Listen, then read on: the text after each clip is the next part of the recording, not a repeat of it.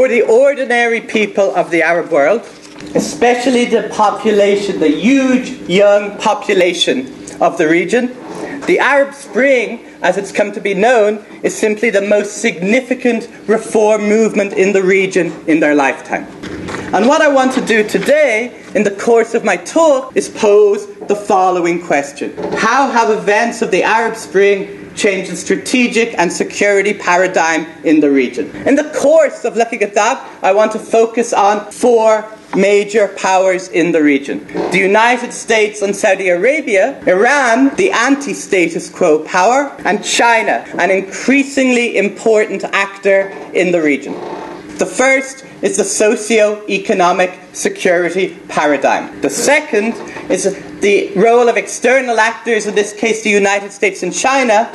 The third is the role of Saudi Arabia in the context of the Arab Spring. Arab Spring was primarily important in terms of the socio-economic impact and the way events on the ground have impacted on thinking about socio-economic issues.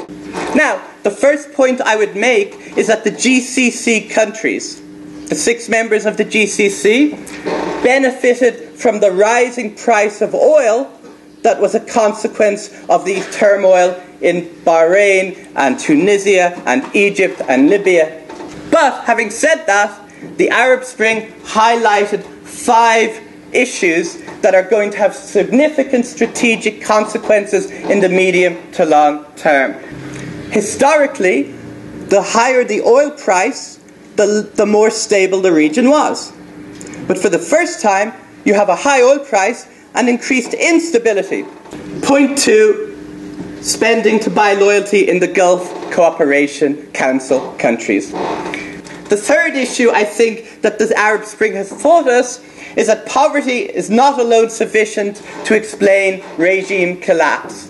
The GCC countries are among the richest on a per capita basis in the world.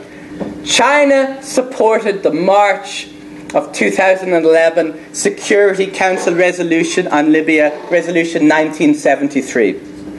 And this was interpreted as a new departure in Chinese foreign policy in the Persian Gulf. Third significant change or significant factor is the role of Saudi Arabia. The Arab Spring had great implications for the GCC's future development and for the Saudi Arabian role inside the GCC. So emboldened Saudi Arabia as a leader of the proxy war against Iran in the Middle East.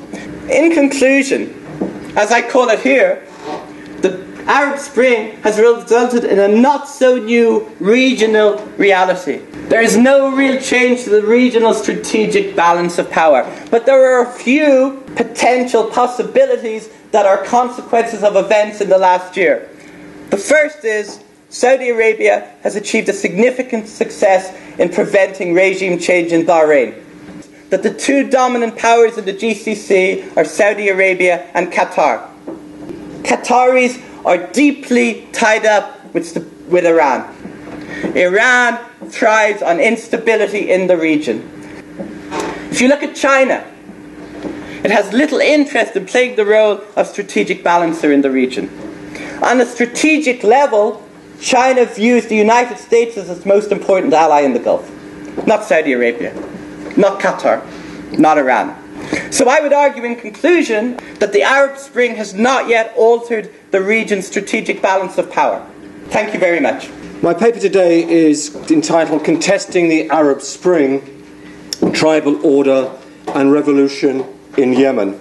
We can identify 3 main paradigms by which we can actually understand the so-called Arab Spring.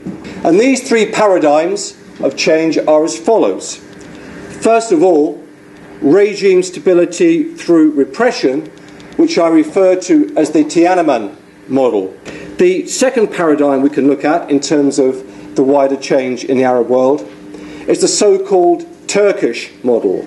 That's the gradual diminishing role of the military. We see transitional governments in Tunisia and Egypt where the military remains still the power behind the scene. The third paradigm, the so-called targeted patronage measures. The Kingdom of Saudi Arabia has had a history of throwing money at political problems. Well, first of all, the unrest in Yemen predates the Arab Spring. Yemen is and remains a tribal state, and politics in Yemen is determined by competition over the tribal field. So therefore, patronage politics has always dominated the political process between the centre and the periphery. Therefore, in the case of Yemen, we need to make the distinction between the government on the one hand and the regime on the other. So what we actually have in terms of determining tribal politics and indeed politics in Yemen is a patron-client relationship. The Yemenis are also facing ecological deprivation. If one looks at water supplies in Yemen, Sana'a, it is said, is likely to become the first dry capital since Salt Lake City. In other words, it is running out of water.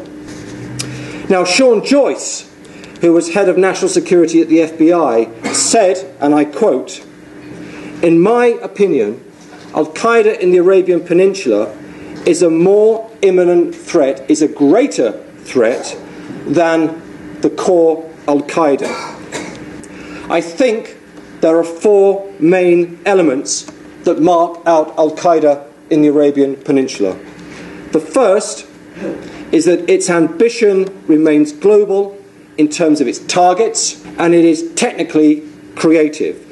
Secondly, up and until recently, it had a master of propaganda who could convey the message of AQAP across the internet. Thirdly, its modus operandi inside Yemen has been marked more by the use of small arms, that is, rifles and small bombs, to assassinate Western diplomats and security and intelligence officials in the south of the country.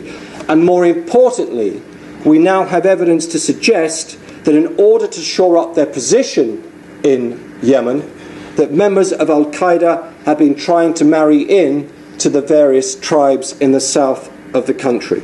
It is relatively easy for Al-Qaeda to gain access to weapons and to move across the relatively porous borders and open waterways that surround Yemen. The Americans have come to regard Ali Abdullah Saleh as part of the problem. Now, many opposition leaders in Yemen have privately said to the Americans that they would actually be happy for airstrikes and drone strikes to continue to take place against Al-Qaeda in the Arabian Peninsula. I would argue that if the West wants things to change in Yemen, it has to operate through the most effective means of political exchange in Yemen, and that is the tribes. Failure of policymakers to think otherwise can only invite the conditions for wider violence and now threaten to shape its immediate future. Thank you very much. やっぱり私たちがその中東イスラム世界の情勢を見る際にですね、どうしてもその見落としてしまうのが部族じゃないかなという気がしました。アフガニスタンであるとか、ソマリア、中央アジアもそうですけども、部族というものが果たす社会的役割というのはですね、イエメンの事例を見ても重要かなという感じがしました。外国を直接ターゲットにするイスラム過激派というのは、イエメンのアラビア半島のアルカイダぐらいかなという、そんな印象ですね。私たち、日本もですね、戦略的なその思考を持って、今のその中東のその現状を考えなきゃいけないんじゃないかなという気がします。日本の利益、あるいは日本人の利益にとって重要なところに重点的にその支援を与えていく国、中東外交というとやはり、資源外交、あるいはそのエネルギー安全保障というのは日本にとっては非常に重要かと思います。よく当たり前のことですけども、日本のエネルギーの90% は中東からペルシャ湾岸から買っているわけでありまして、そこでのその安定をいかに保つかということは日本にとって非常にクルーシャルといいますか重要なことであると思います。そのためのその努力あるいは国際的な責任というものをですね、日本はこれからも果たしていかなきゃいけないんじゃないかなという気がします。